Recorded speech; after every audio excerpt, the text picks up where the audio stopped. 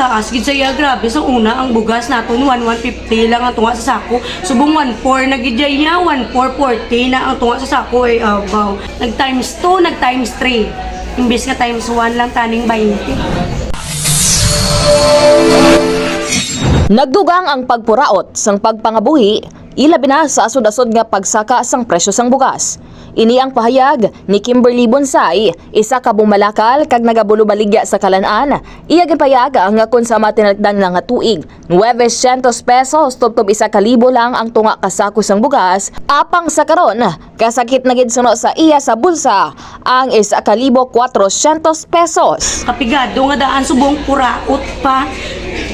Kamahal pa sang bugas, balaklon sang tanan-tanan nagmahal imbes nga magdubo nagtaas. Samtang sunod naman kay Nanay Maria Talangkines, 44 anyos kag isa ka tendera sang Ulutanon, iya ginpayag nga kinilo lang ang ilang nga ginabakal nga bugas sa matagadlaw. Halos na lang suno sa iya nga makalumpuas ilabi na nga nagtaas pagid ang presyo sang bugas. Pero pa kay Nanay Maria, nagsaligid siya sang una sa nangin pangako sa tung election period kag sa karon dismayado ini nga nagbaliskad ang nagakatabo. Kaya ba nila nagligad 20 lang? Wala man kalusot ang 20, do wala man. Nagsalig kagit sa muna sa 20 pesos. Oo. Sino presidente mo sa una? Sang sini ginawag man nila. Oo. Kaya ba nila man 20, why man? Ate, Ba't yung sa radyo nagtaas ko no? Nagalaom ang duwa ka mga iloy nga ini nga mahatagan sang gobyerno sang igtalupangod kag stabilize ang presyo kag ibaluon kun may nagahord sang supply. Subong mo ay gid ginahulat ginamon daw.